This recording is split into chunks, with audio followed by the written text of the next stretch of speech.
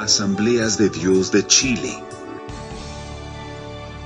Ministerio Evangelístico Renovando Vidas. ¿Tiene la palabra del Señor? Dice así la palabra del Señor. El contexto es: Israel en idolatría, estaba la disyuntiva ahí sirviendo a falsos dioses, confundidos, etcétera, etcétera. Y siempre, dígale al que está a tu lado, siempre Dios hablará, estando bien o estando mal. Amén. Amén. No importa en la condición al cual el pueblo de Israel estuviese, no importa la condición al cual el cristiano esté ferviente o esté más frío que un pingüino, no importa en la condición al cual esté, Dios siempre hablará a las vidas. Amén. Isaías 46:10 dice esta palabra, dice que anuncio lo por venir desde el principio. Y dice, desde el principio, dice, y desde la antigüedad lo que aún no era hecho. ¿Qué digo? Mi consejo permanecerá y haré todo lo que quiero. Palabra del Señor. Cierre sus ojos. Padre, te damos gracias por escuchar tu voz, tu dulce voz, y poder así también practicar tu palabra por medio, Señor, de nuestras vidas. Pedimos que tu dirección nos hable, nos dirija, y así también tengamos un momento de reflexión en tu maravillosa palabra. Toma el control, Señor, de este servicio, de los entornos. El que no ha llegado aún, Señor, que pueda llegar, Padre, apresura sus pasos. Y bendice, Señor, a los que han regresado y también los que saldrán. Pedimos tu bendición en el nombre de Jesús. Amén. En el contexto al cual estamos hablando, voy a estar leyendo algunos anuncios que dice acá en la Biblia de estudio. Dice en Isaías 46 del 1 al 13, este es un capítulo en que se presentan dos grandes contrastes frente a Jehová, quien sostiene a su pueblo. Los ídolos han llegado a ser una pesada carga para los babilonios. Dios planeó utilizar a Ciro para restaurar a Jerusalén, aunque Israel no ha abandonado su, mire la palabra que es importante aquí, testarudez. Testarudez. ¿Alguien me la puede googlear ahí si tiene el celular? En la RAE, por favor, me lo busca y busca testarudez. Cuando lo tenga, me levantan la mano mientras nosotros damos la explicación. El contexto es que el pueblo de Israel estaba en un contexto de idolatría, y siempre estuvo el pueblo de Israel envuelto en situaciones de cautiverio. Desde un comienzo, producto de la desobediencia, comenzó todo este trabajo. ¿Se acuerdan la semana pasada que hablamos que teníamos que aprender a levantar muros en nuestra vida? Ahora, muros en forma simbólica, porque tenemos que entender que para que nuestros hijos tengan un verdadero consejo, es literalmente levantar un muro en protección de sus vidas. Al igual que su esposa o esposa, cuando hablábamos nosotros el domingo en la tarde, decíamos que también es importante entender que las esposas son muros de contención a los esposos. Y así sucesivamente es un complemento la familia, es un complemento el ministerio, es un complemento la iglesia, es un complemento el servir a Dios. Hablamos de las tres formas de gastar nuestra vida en el Señor. ¿Se recuerdan? Era primeramente en Dios, conocer a Dios a profundidad. Luego el ministerio, ¿cierto? ¿O no? Ok. Entonces luego era la familia, que es importante enfocar fuerzas, amar, trabajar en equipo y encontrar los propósitos. Porque qué frustrante es estar como familia trabajando en la obra de Dios, o tal vez comenzar a dar los primeros pasos y no saber cuál es el propósito. Por eso me voy a detener en esta parte, para que nosotros levantando, construyendo a través de aprendizajes de la vida. Lo que más le cuesta, yo diría, al cristiano no es tan solo conocer hermenéuticamente la Escritura, no conocer tan solo homiléticamente la Escritura, que es fundamental entender el propósito, el contexto, a qué se refiere, el espíritu del texto, a dónde está dirigiendo. Más que eso, también es importante entender que diaria. Tener una explicación a lo que Dios vaya haciendo a su vida. Sería insólito decir: llevo 10 años en el Evangelio y no sé cuáles son los planes de Dios para mi vida. Y si es así, tenemos que poner una alerta roja y comenzar a hacer las dos cosas que nos dijo el Señor a través de la palabra en Génesis 2:15. ¿Se acuerdan la semana pasada? ¿Cuáles eran las dos cosas que le pidió solamente a Adán? ¿Se acuerdan? Trabajar y cuidar lo que Dios le ha dado. Hablamos de que cuántas cosas Dios le ha dado, y muchos levantaron la mano, dijeron: Dios me ha dado esto. Entonces la pregunta es: ¿lo hemos cuidado a la intensidad o a la exigencia que Dios nos dice que cuidemos? Y lo otro, hemos trabajado por aquello, y es importante entender a través de eso que debemos establecer y construir unos a los otros los planes y los propósitos que Dios tiene para nosotros. Porque cuando una persona no está bien direccionada, gasta fuerzas en cosas inverosímiles, inútiles. ¿O no? ¿Cuántos de los que estamos acá hemos pensado alguna vez en el contexto de la vida de haber dicho: esto no lo debería haber hecho nunca? ¿O no? ¿Lo ha pensado en un momento de la meditación? Ahora, no lo debería haber hecho y dicho nunca, también es importante. Entonces el contexto es: ¿quién encontró el concepto?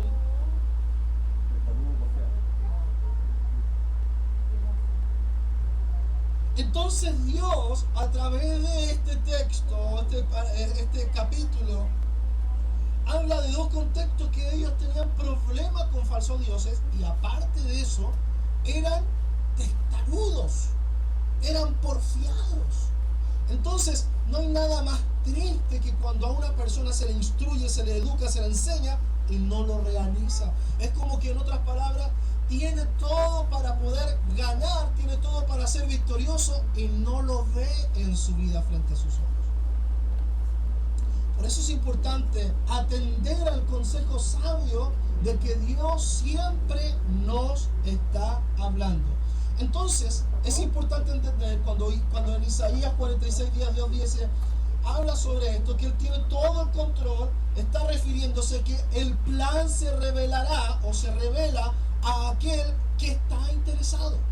Porque esto es netamente importante, aunque nosotros vemos que están todos los dones en acción, está toda la palabra, está toda la instrucción, maestro por excelencia, la santidad de la iglesia.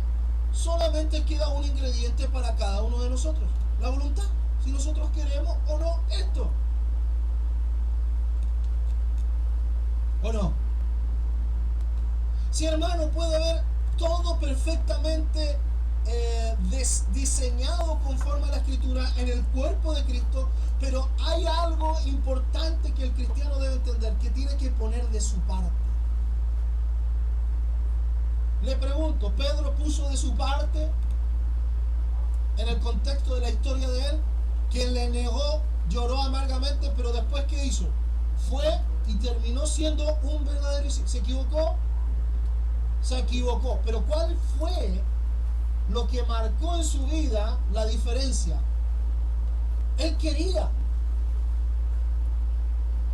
Si aquí nos estamos hablando de que la persona no quiera versus que no se equivoque nunca, o la persona quiera y no se equivoque, no estamos hablando de eso. Estamos hablando de que independientemente de nuestra condición, en el fondo de nuestro corazón queramos cumplir con los planes revelados por Dios a nuestra vida. La revelación más grande que puede recibir un ser humano es que tiene la vida eterna. Es lo más maravilloso. Y luego viene la construcción de formar un buen discípulo. No aceptando a Jesús logra ser discípulo. Cuidado con eso. Ese es el primer paso de proceso en la vida del cristiano, donde entiende el concepto de la salvación. Luego viene la explicación y después de eso el discipulado, la formación y luego a través de eso viene todo el proceso de preparación para los bautismos y luego los siguientes pasos primarios al cual todo miembro debe, por naturaleza o por sentido común o por desarrollo natural, practicarlos. Nosotros es importante entender que hay cosas que están establecidas en la palabra que tomaríamos como duda. O sea, yo pondría en duda a alguien que no se congrega y dice que es cristiano. ¿Lo pondría en duda usted? Sería raro, ¿no? Yo soy hijo de Dios. ¿Y dónde te congregas? No me congrego. ¿Y quién te mentorea? ¿Quién te discipula? No, me discipulo solo. Suena raro, ¿no? Porque Dios, aunque preparó a 12, ¿cuántos creen que el mejor instituto bíblico, el mejor bachiller teológico fue estando con Jesús? ¿O no? Fue el mejor bachiller teológico. Y si esa persona cree entender en su mente que puede darse licencias de no sé de dónde, y a través de eso extrae textos y busca para defenderse en la vida, hay un grave problema, más que el tema de dejar de congregar, más que el tema de dejar de ser discipulado, más que el tema de dejar, el problema es un concepto más alto y más grave, es la obediencia. Y a través de esto veremos 4 aspectos importantes para entender el destino o el propósito, como usted quiera mencionarlo, o el plan que Dios tiene para con nuestra vida. Entonces el plan se revela a aquel que está interesado. ¿Cuántos interesados hay acá? Pero pastor, si yo vine a la iglesia porque estoy interesado. Ojo, hay miembros de la congregación que creen que congregándose son salvos.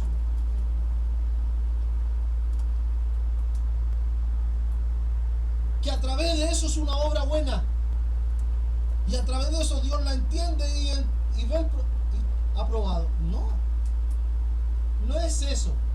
Esto es de las 10 o 100 cosas que tiene que hacer el cristiano, es una: congregarse, asistir a la palabra, pertenecer a un cuerpo, y ese cuerpo tiene que tener una visión, un propósito, un plan, y en ese plan y propósito y desarrollo y visión tiene que crecer la persona. ¿Está entendiendo? Entonces, esta conversación la hemos tenido con altas personas con cargos importantes a nivel mundial en términos eclesiásticos, y uno de ellos son las agencias misioneras. Y hemos nosotros dado a entender que siempre la agencia misionera da a entender es la que envía, y es falso eso. La que envía es la iglesia local. Porque Dios no creó subcuerpos, entidades. ¿Por qué se crearon las agencias misioneras? ¿Por qué se crearon Open Doors, Voz de los Mártires, Provisión, Coniván? ¿Por qué se crearon todas? Por la insensatez o la testarudez del cuerpo de Cristo. ¿O no? ¿Se acuerdan que una vez hablamos sobre el compromiso de las personas? Que antiguamente valía solamente la mano.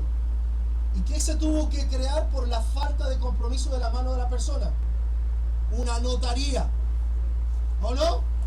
Y a través de eso tuvo que haber alguien que estudió abogacía y luego juez, para ser juez, y luego le asignaron una notaría.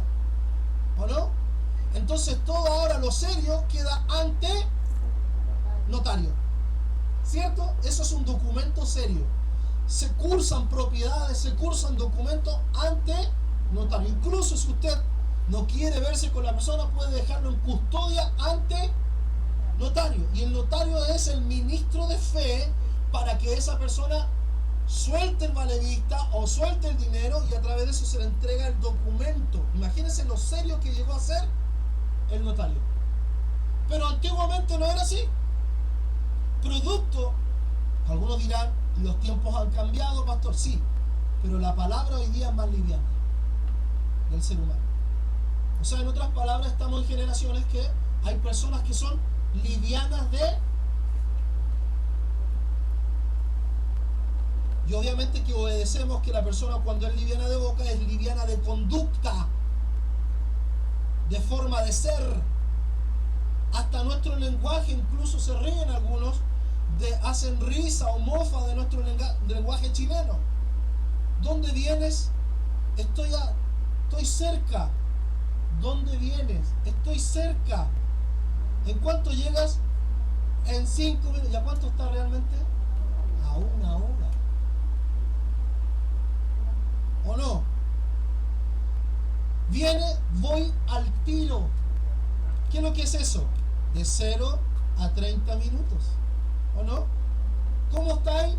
Más o menos. O sea, no está ni bien ni mal. ¿Se da cuenta el lenguaje? Que después eso se va somatizando. Y a través de eso hay una conducta. O viceversa. Está la conducta y luego se expresa. Y eso es importante entender. Y acá es fundamental esto. El plan se revela a aquel que está interesado. Y ahí es donde se ve el desfase de crecimiento, el desfase de las puertas que se cierran en algunos, se le abren a otros, y etcétera, etcétera. Vamos viendo el avance en algunos y vamos viendo el retroceso en otros, producto de esto, lo que estoy hablando dentro del contexto. Por eso es importante entender que tenemos que aprender a esperar en Dios. Jeremías 29:10, por favor. Aprender a esperar en Dios es una de las cualidades que tenemos que nosotros adquirir en nuestra vida. El que no aprende a esperar en Dios es porque algo extraño lo está gobernando.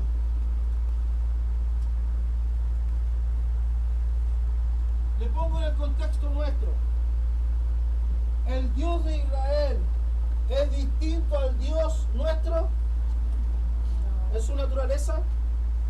Actúa distinto sin duda porque somos el cuerpo de Cristo. Es una revelación más completa, ¿cierto? ¿O no? Dios hoy en día no actúa a través de artificios, o Él no va a establecer si usted escucha por ahí algún pastor o algún líder, Dios me dijo que pusiera en el desierto de Atacama el tabernáculo. Mentira, es una apóstata, tenga cuidado. Y vengan todos, escuchen. Si otro por ahí usted escucha yo soy Jesús, también es una apóstata, es mentira. ¿Ya? El otro día estuve viendo una lista que habían como 10 Jesús en el mundo. Se dejan el pelo largo y barro, ya hablan filosóficamente, manejan muchos conceptos y todo. Pero son falsos Cristos. Y Jesús lo dijo en Mateo capítulo 24, que se anunciarían falsos Cristos en los tiempos finales. Dejó todas las pistas dadas. La idea es esta, hermano, entender el contexto al cual nosotros estamos viendo. Dice, porque así dijo Jehová, cuando en Babilonia se cumplan los 70 años, yo os visitaré y despertaré sobre vosotros mi buena palabra para hacerlo volver a este lugar. Está hablando el contexto, estamos sacando un ejemplo, no somos nosotros. Le está hablando al pueblo de Israel, pero la historia es que, dije en un comienzo, siempre Israel estuvo cautivo, siempre estuvo metido en problemas. Y el resultado de esos problemas, o la situación de esos problemas, es lo que nos leyó la hermana Susana, lo que leyó César. La testarudez, la porfía, de que siempre quiero hacer ver lo mío. Y ahí es donde Dios tiene que trabajar en la vida, porque esto se revelará solamente a los interesados. No la salvación, somos salvos todos nosotros, pero los propósitos, no hay nada más frustrante. Porque nosotros hablamos bastante sobre esto, que usted tiene planes, Dios tiene planes diseñados en su vida. Qué frustrante es terminar en una edad avanzada y decir, ¿y qué hiciste para el Señor? ¿Te gastaste en la obra del Señor? ¿Enseñaste a otros con tu vida? Qué triste es poder ver a una persona que está pero no está. ¿Me está entendiendo? Viene, asiste, pero no es partícipe, no se involucra, no se llena de lo de Dios. Por eso Dios nos está invitando a este proceso, a cuidar a nuestra familia, a arreglar nuestras cosas que están inconclusas con Dios. Porque hay cosas muchas veces que le echamos la culpa a todo el mundo y es un problema mío interno que no lo resuelto con Dios.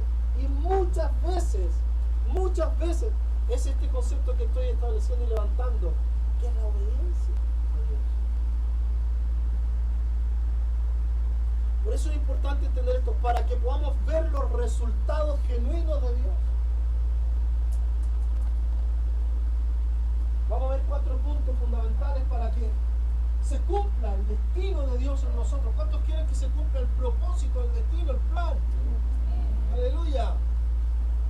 Entonces es importante observar que yo veo el propósito en mí, pero también espero en Él. ¿O no? Yo quiero que se cumpla el propósito de Dios en mí, pero también espero lo que Él va a hacer en mí. ¿O no? Y ojo, mire, le doy un consejo. Si usted tiene alta expectativa, ambiciosa expectativa de lo que Él va a hacer en su vida, déjeme decirle que Dios siempre le va a dar más de lo que usted esperaba. Porque si usted dice, Señor, yo estoy buscando tu santidad, yo estoy buscando tu presencia, Dios le va a dar lo que usted buscó y más. Porque en Cristo hay más. Hay más. Si usted quiere ser feliz, ¿cuántos quieren ser felices? ¿O están todos felices? ¿O quieren ser más felices?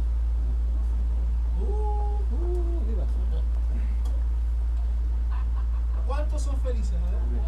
Oye, esto es serio. Y yo cuando pregunto, ¿eres feliz? Algunos contestan por protocolo. Pero en el trasfondo y en la realidad de su vida, en la vida práctica, no son felices. Porque no lo manifiestan, no lo actúan. Una persona feliz habla de su felicidad. ¿O no? ¿Sí o no? ¿O no?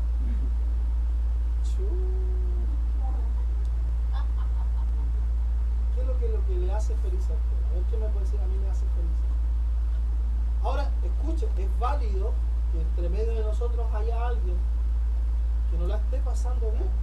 Y no puedo estar pretendiendo dar a entender que por el hecho de que es cristiano no pase situaciones en su vida. Noticias inesperadas, golpes, heridas, situaciones al cual dificultan el avance emocional de las personas. No puedo yo pretender decir, hermanos, todo irá bien. Sí, todo irá bien con la ayuda del Señor, pero las cosas acontecerán en algunos momentos tristes, difíciles, de conflicto, pero Dios nos dará la sabiduría para resolverlo, las fuerzas para avanzar y la esperanza para ver el cambio rotundo en las cosas. Ese es nuestro Cristo. Entonces pueden haber dos situaciones, pero yo le pregunto a usted, ¿usted es feliz? ¿Sí o no? Algunos me miran así. ¿Es feliz? Ahora, estamos hablando dentro de los marcos bíblicos, porque hay gente que dice, no, es que esto me haría feliz a mí. Cuidado. Porque si esa persona no conoce Biblia, no tiene doctrina, no tiene enseñanza, cualquier cuestión la hace feliz. ¿O no? Cuidado con eso, porque estos son los juegos de palabras que hoy hay en día. ¿Qué es lo que te haría feliz? No, tirarme de un carrusel de 500 metros. Ah, ya, qué bueno. Eso no es la felicidad. Es un momento de euforia, de expectativa, de situación. Pero la felicidad la otorga solamente Cristo. La felicidad. O sea, podemos decir nosotros, hay un montón de personas infelices en la vida, sí. Y esto no es, escuche bien, no caiga en esto, en el formalismo, de que usted crea que cumpliendo al pie de la letra de la Escritura las cosas van a suceder por intercambio trueque bíblico. Señor, yo hago esto, cumplí con esto, y tú me tienes que dar esto. Cuidado, no, hay procesos en la vida al cual no son para estar sonriendo, pero Dios nos prepara para los momentos difíciles a aprender a sonreír. ¿Está entendiendo? La está pasando duro, la está pasando mal, pero en medio de esa angustia, tanto personal como involucrado a otras personas, usted aprende a sonreír porque hay una confianza en que esto será momentáneo, independientemente de dónde vino, si fue su culpa o lo de otros.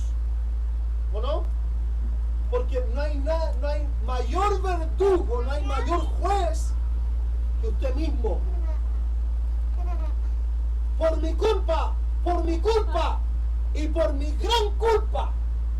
Era antiguamente, ¿sí o no? Y la gente hacía ¡pum! ¡pum! ¡pum! Y al final era el más fuerte porque decía, tenía que decir, por mi gran culpa. El mayor juez, el mayor verdugo es usted mismo. Y de eso Dios también te libera. De eso Dios también rompe cadenas. ¿Por qué? Porque eso, claro, entender. ¿Qué es lo que tenemos que entender? Que si en algún momento hicimos las cosas mal, nos equivocamos. Pero Dios nos perdonó y nos dio la posibilidad de restaurar eso. Pero yo no puedo vivir toda la vida en eso, porque eso retrocede el plan de Dios para mi vida. Es como a una persona volver a enseñarle los rudimentos, como dice el libro de Hebreos. ¿Cómo yo te voy a volver a enseñar los primeros pasos al cual tú tienes que seguir? Y lleva 15, 20, 10 años en la iglesia. Y es como que estuviera fojacero. El apóstol Pablo dice, no podemos volver a enseñar nuevamente porque no se puede. ¿Cómo vamos a volver a enseñarle los rudimentos, las cosas básicas? Y aquí entre paréntesis, no estoy preparando un mensaje, entre paréntesis. ¿Por qué un cristiano lleva tantos años y hace cosas como ni siquiera de nuevo, sino que nuevo y no convertido? Como que se desconvierte. ¿Ha visto a gente así? ¿Cómo? Pero si lleva tanto... No es... pero si eso... No es de un cristiano, no es de un nuevo convertido, es de un mundano. Pero ¿cómo tuvo esa mentalidad si lleva tantos años? Tantos cultos encima, tantas cosas. Yo les voy a decir por qué. Le pregunté al Espíritu Santo. ¿Saben por qué le pregunté esto? Porque estoy preocupado. ¿Por qué son esas acciones? Las acciones son por impulsos que le motivó a hacer algo, ¿o no? ¿Quién ha tenido un impulso en el espíritu? Por ejemplo, un impulso en el espíritu. Voy a orar. ¿Quién ha tenido ese deseo? Gloria a Dios. Ese impulso ni siquiera le nació a usted ni a mí. Se lo puso Dios. ¿Está entendiendo? Esos son impulsos. ¿Quién ha tenido un impulso del otro índole? Se ha enojado en sobremanera, ha actuado, se desconoció a sí mismo y se dijo mismo, te desconozco. ¿Quién ha actuado de la forma que no tiene que actuar y no sabe por qué? ¿Ve que ya está de moda eso? ¿Por qué lo hiciste? ¿Por qué la degollaste? ¿Por qué ¿por qué le sacaste la piel, la torturaste en vida? La quemaste y la recocinaste. Así lo vivíamos, ¿o no? La cortó en pedazos y la envió a todos lados a la persona. ¿Y la persona que responde? No sé lo que me pasé. Y pone cara loco. Y después lo llevan al examen y está más cuerdo que cualquiera de nosotros. Porque está de moda eso. ¿Qué es lo que está de moda? Quitarse la responsabilidad. Echarle la culpa a otros o a terceros. ¿O no? Y le pregunté al Espíritu Santo, pero que ¿por qué hay estos cambios tan...? Y me dijo, porque hoy día la iglesia de Cristo, el miembro, el hermano, el líder, el pastor, no lee la Biblia. Pero no es leerla, decir sentarse, porque ya, leí. No, leerla es meditarla, imaginarla, entenderla, anotar en un cuaderno, no entiendo esto, después lo busco, o lo pregunto a mis maestros, lo pregunto al pastor, no entiendo qué es lo que es este concepto, lo anoto. ¿Y a qué se refería? No hay investigación bíblica en el cristiano, no hay profundidad, porque no tiene tiempo. Una, porque está cansado. ¿Por qué? ¿Por qué? ¿Por qué? Y viene ahí el propósito de Dios sobre la vida. Es inminente, porque Dios visita al que está bien, al que está mal, al que está eufórico, pero viene el desbalance en la vida del cristiano. Porque dice, ¿por qué a mí no me sucede estas cosas? Por falta de... Cuando una persona no tiene lectura bíblica, no tiene literalmente discernimiento para el día. Es como que usted quiera cruzar la Alameda con los ojos vendados. No tendrá la luz, la advertencia. Pero pastor, yo leí la Biblia 2 o 3 veces. No devocional, lectura. Y la lectura te llevará a una meditación y a una conversación con Dios. De consultarle cosas personales a Dios y cosas del diario vivir. Y ahí comenzará un mover de Dios en la vida del cristiano, donde se agudizará el discernimiento. Sabrá con la persona, con la intencionalidad cuál se le acerca, qué es lo que piensa, qué es lo que cree. La voz, discernirá la intención de la voz, si le está diciendo la verdad o le está mintiendo. Todo eso se percibe cuando una persona lee la Biblia y ora a Dios. Pero ¿cómo? ¿Somos superhombres? No, son los dones que empiezan a agudizarse conforme a la palabra del Señor. Y me dijo, y ahí está el problema. Los hijos de Dios de hoy, de estas generaciones, no leen la Biblia. No la leen. Entonces andan como ciegos por la vida. Y luego se frustran rápidamente. No tienen capacidad de resiliencia.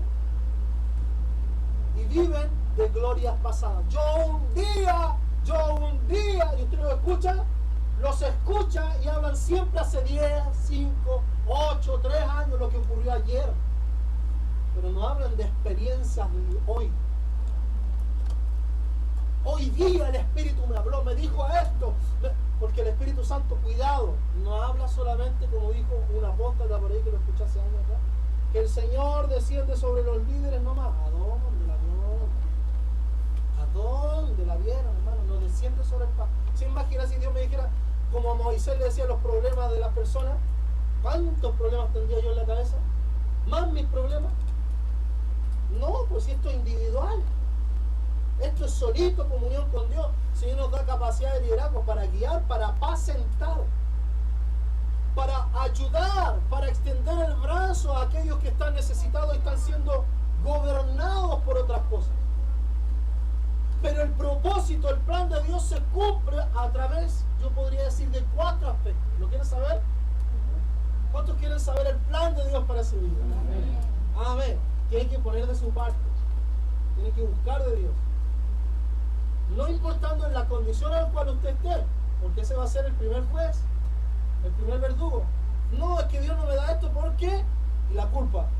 Mi culpa y mi gran culpa.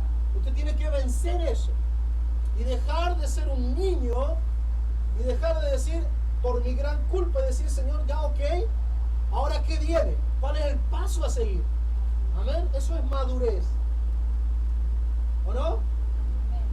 ¿Se restaura o no se restaura este tema? Y en Cristo, ¿qué es lo que hay? Restauración. Él es especialista en juntar pedazos.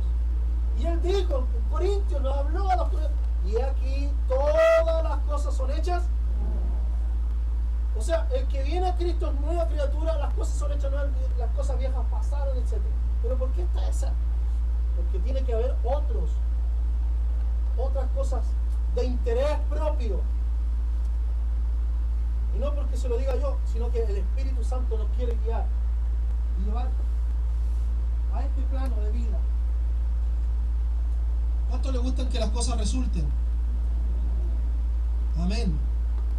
Entonces, primeramente, es imposible llegar al destino o al plan de Dios sin Dios. Usted dirá, pero ¿cómo, pastor? Si es obvio. No, hay gente que camina sin Dios, que dice que es de Dios y camina sin Dios.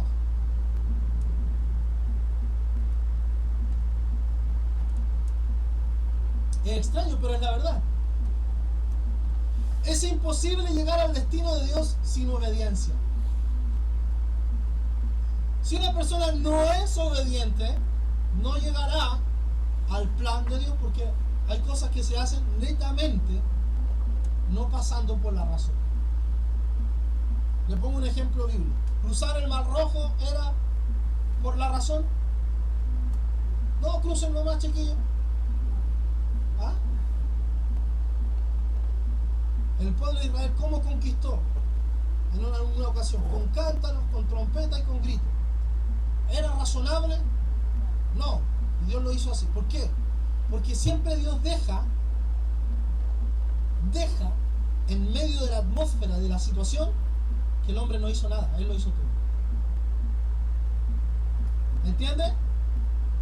Así que Cualquier logro que usted y yo tengamos en la vida, práctica, ministerial, personal, todo es gracias a Él. Amén. Dice ahí Dios también trabaja en los orgullos personales. Y tercero, dice, es imposible llegar al destino de Dios sin disciplina. Esto cuesta. En el ámbito latino y en el ámbito chileno. Nos cuesta tener disciplina de vida. Y esto lo he hablado cientos de veces. Disciplinas alimenticias, disciplinas de orden, disciplinas de hábitos santos, disciplinas, etcétera, disciplinas. No solo lo. ¿Cuántos llegaron temprano hoy día? Levante la mano. ¿Cuántos llegaron tarde? Levante la mano. Ahora, si escuchamos las argumentaciones del tarde, pueden ser muchas y muy justificables, pero el fin es que se llegó tarde. ¿Me está entendiendo? Entonces, es importante entender disciplinas. Optar, ¿por qué? Porque tal vez nosotros la podemos tener muy clara, hermanos, pero el mundo se mueve a través de las tinieblas. ¿O no? Si Dios, mire, si Dios quiere que nosotros lleguemos temprano, nos va a buscar a la casa y nos va a dejar. Pero si Dios quiere que nosotros demos interés en esto, nos va a ir a buscar y nos va a ir a dejar. O nos va a decir, levántate tú tempranito, toma la micro. Si tú ya sabes que la micro se demora el día domingo, o sabes que hay problemas o situaciones, anticípate. O sea, no puede ser siempre lo mismo. Y en algunas personas siempre es lo mismo. ¿Se da cuenta? ¿O no?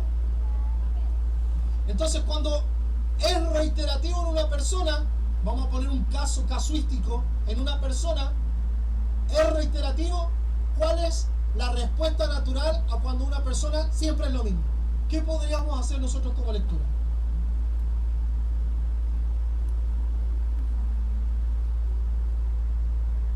No quiere. No tiene un real interés. Y eso es lo que Dios tiene que trabajar en la vida del cristiano. Poner fuerza de voluntad, poner vigor, poner vida del espíritu. Hermano, el otro día estábamos conversando con un hermano y él decía, pastor, estaba tan cansado, fuimos a la oración, me dijo, estoy tan cansado, que estaba casi quedándome dormido. Tomé 11 y me estaba quedando dormido. Miren, y a mí se me quedaron las llaves aquí arriba.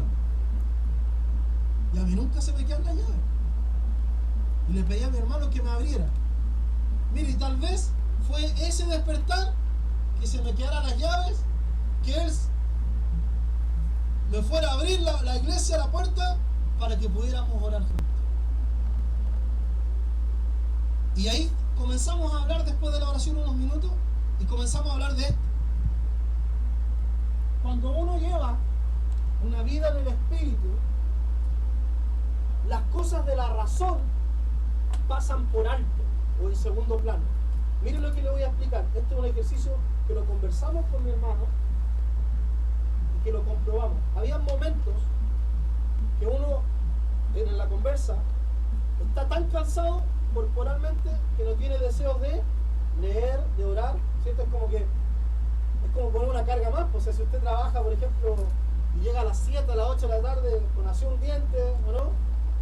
¿Pasa o no? Y por ejemplo, yo dijera, hermano, usted antes de tomar 11 o de llevarse un bocado a su boca, ore a Dios, ore. ¿Cómo sería la lucha? Usted me va a decir amén, ¿o no? Sí, pues, pero y en la práctica, llega con así un diente muerto, cansado, ¿qué va a hacer? No es lo primero que hace usted llegar a orar, ¿o no? ¿Qué llega a hacer? A jugar con los niños. Juguemos. ¿Qué llega a hacer?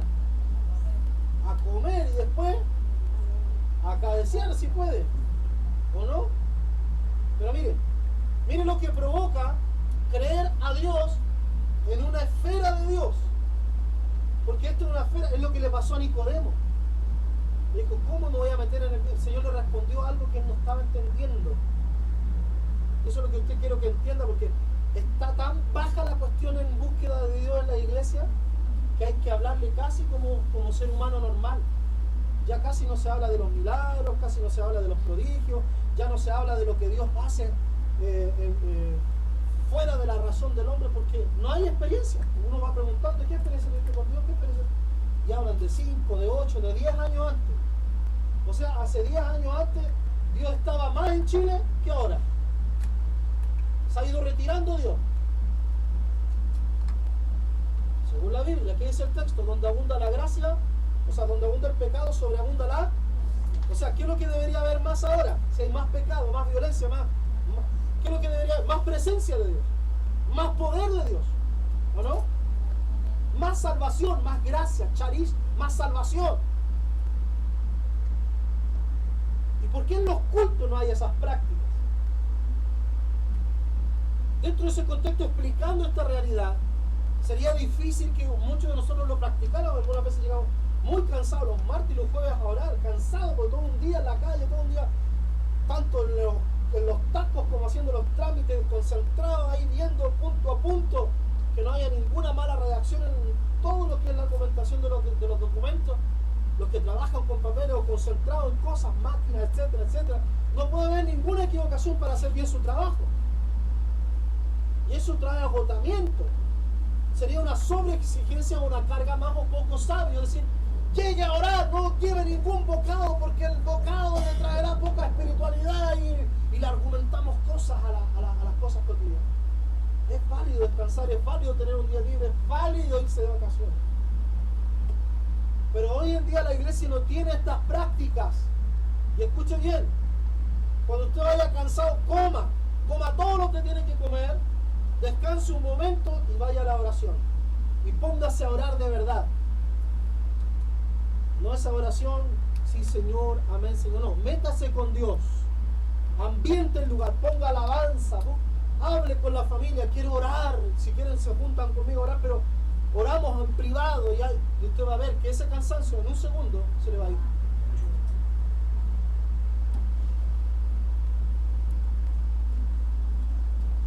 Esto yo lo experimenté cuando fui a Ecuador,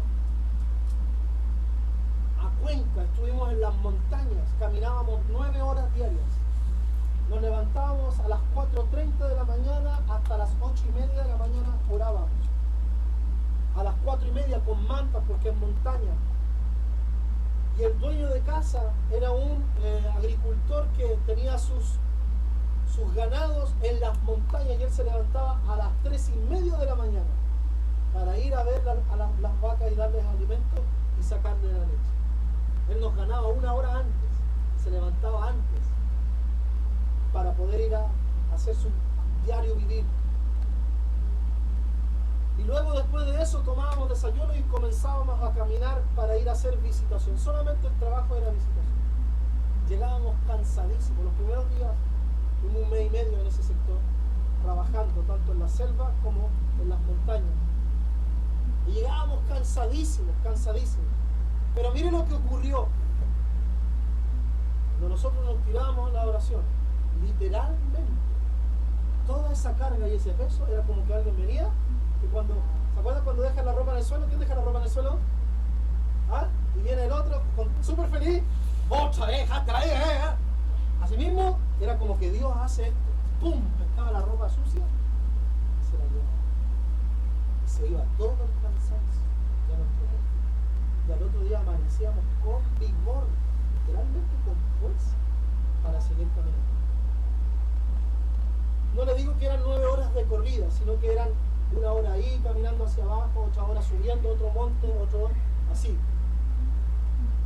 No la pasamos mal, ¿por qué? Porque en cada lugar, si era el sector de la mañana, si visitamos 4 hogares, en los 4 hogares nos daban desayuno. ¿Se imagina tomar 4 veces desayuno? Porque en todos lados éramos los predicadores y éramos bienvenidos. Y después cuando era el jornada de la tarde, eran 3 o 4 veces almorzar. Imagínense el diafragma como lo teníamos acá. O sea, para hablar uno tenía... Y un día nos dieron cuy. ¿Conocen el cuy? En un plato con garbanzos, arroz. Estaba aquí.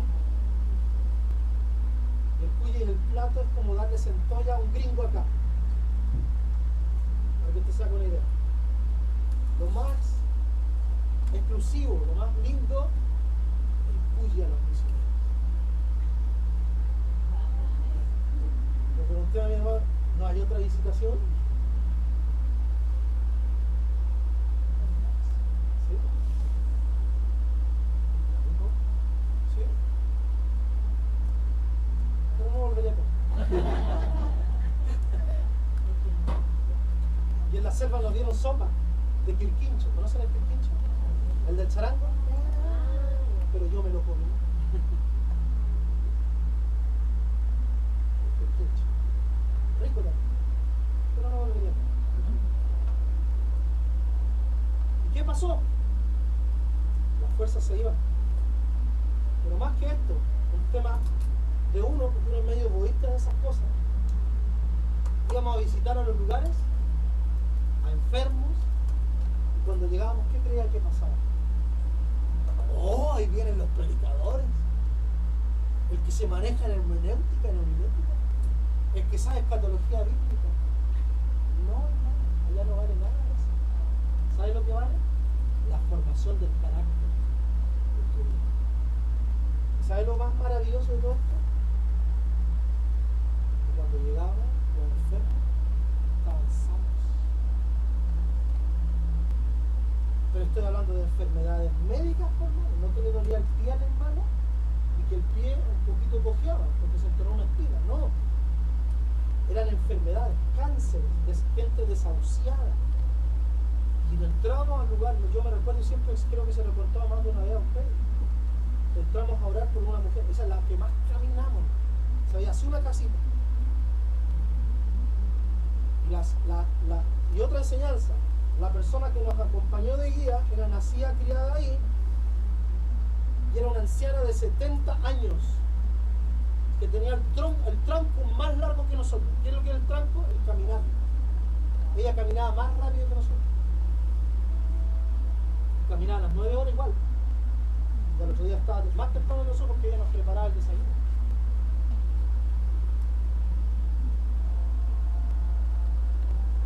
El que está interesado, Dios le da.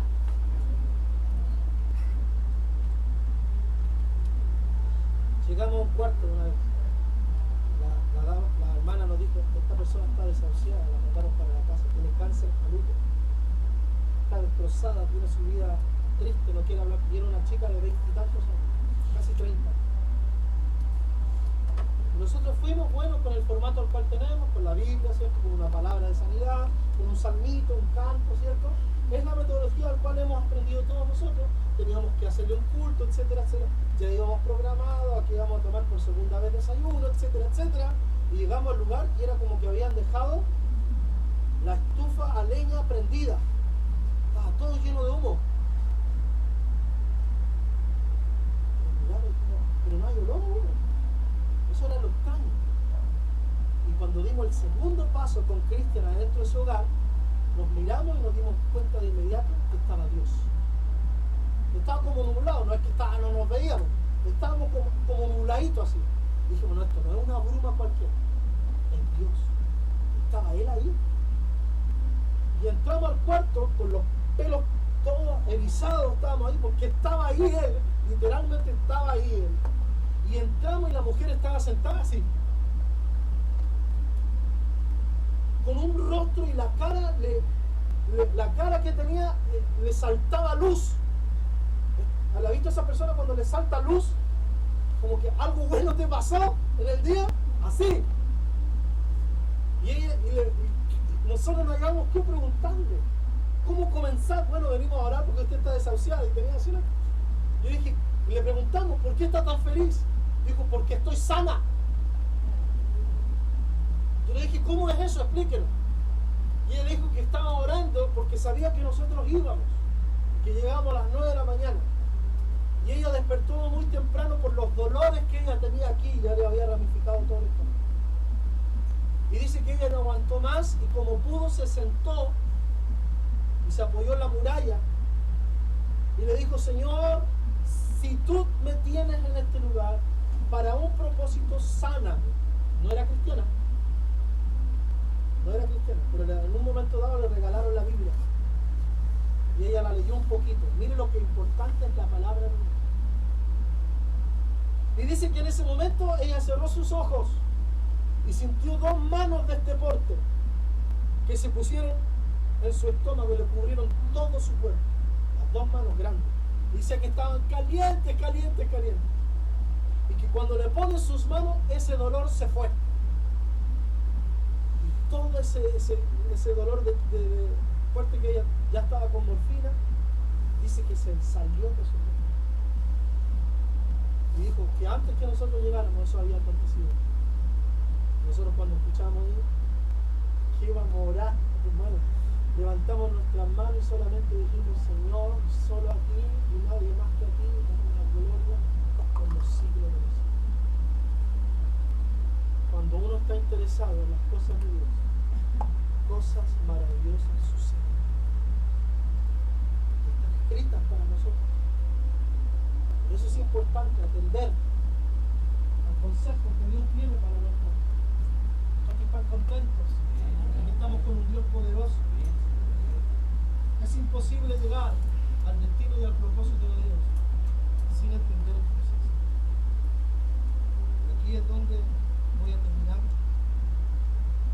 definiendo el concepto de proceso. Proceso no su definición conforme a la RAE, sino que proceso conforme a la práctica. El proceso de Dios es que te saca de lo estable, de lo que te tiene seguro, de lo que te tiene ahí. Te saca de lo estable y te lleva a lo desconocido, a lo incierto, para probar en ti el nivel y el grado de obediencia al cual tú le tienes. A través de eso, nosotros tenemos que desarrollar un arma poderosa que tenemos. Una de las tantas, que es la fe. Creer en que Dios sí hace las cosas y las hará. A través de esto, por medio de la fe y del proceso, obtendremos experiencias personales con Dios. Y a través de la experiencia personal con Dios, obtendremos su dirección para cumplir su propósito. ¿Cuántos dicen amén? Pero el proceso no es fácil, porque donde es probado todo centímetro de nuestra vida, en diferentes índoles, nos saca de lo seguro, de lo que tal vez era estable, de lo que nos daba alimento, de lo que nos tenía seguridad, nos lleva a lo desconocido, a lo incierto. ¿Y para dónde es ahora? A través de eso, si actuamos en obediencia, viendo toda nuestra fe, obtendremos experiencias personales con Él. Yo le llamo marcas en la vida, que nunca se olvidan. Y a través de esas experiencias, el Señor nos da la guía y el proceso y la dirección correcta. ¿Cuántos dicen amén a eso? Entonces, tenemos que nosotros encontrar el propósito de nuestra vida y así también esperar lo que Él tiene para nosotros, que es grande. Néstor, quiero animarle a usted a que no se desanime si he hablado de algún un tópico en relación a algo que ha trastocado en su vida, sino que tómelo como un desafío, porque ese es el que tiene la mente en Cristo, que no lleva las cosas a cosas humanas. Llevar las cosas a cosas humanas es desanimarse rápidamente y no encontrar salida, sino que buscar en sus recursos naturales. Más bien yo apelo a que usted pida ayuda a lo sobrenatural y le pida al Señor que ponga de lo suyo en su vida. ¿Cuántos están entendiendo este plan? Y a través de eso usted mismo experimentará procesos maravillosos, porque los procesos en Dios no son huérfanos. No sé si me explico. No son a la deriva, sino que en el fondo del corazón, si usted busca a Dios en esos procesos, encontrará que Él nunca le ha soltado de su mano. Porque Él nunca nos ha soltado. Somos nosotros los que no hemos querido soltar de su mano. Pero Él siempre con su mano apretada, Él nos toma y nos dice: este es el camino, esta es la verdad, esta es la vida. ¿Cuántos dicen amén a eso? El Evangelio no es esclavitud, como algunos muchas veces pretenden y dar a entender.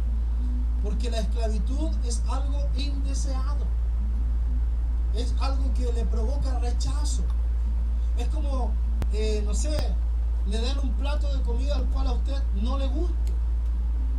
O le manden a hacer algo que a usted no le gusta. Por ejemplo, hay personas que no les gusta planchar. ¿A quién no le gusta planchar? Le carga planchar.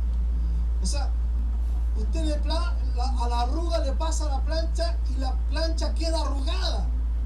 O sea, a ese nivel de que le cargan las cosas, que no le salen. ¿A quién le cuesta lavar la loza? A ver, ¿a quién le carga lavar la loza? ¿A quién le carga hacer la cama? ¿A quién le carga? Todo.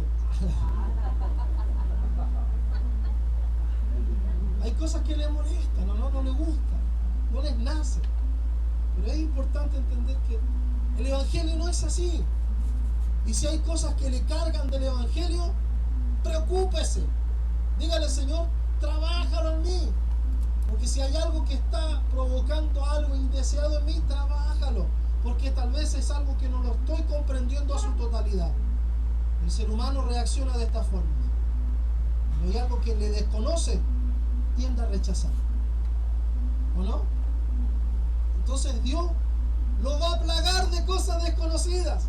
Porque Él no tiene por qué darle explicaciones a usted y a mí de lo que Él va a hacer con nosotros. Entonces, cuando usted encuentre algo desconocido y no sabe la totalidad, vaya a las plantas del Señor. Busque de su palabra y de su consejo y entenderá que Dios tiene bendición para su vida de lo que usted ha pedido y más. Porque usted ha pedido, ¿no? Pero Dios quiere sorprenderle y eso significa que Él no tiene por qué explicar lo que Él hará. Voy a pedir que se ponga en pie. Que ponga su mente en el corazón de Dios. Diga: Señor, quiero aprender más de ti, buscar más de tu amor. Dios no rechaza oración. Oración es alimento.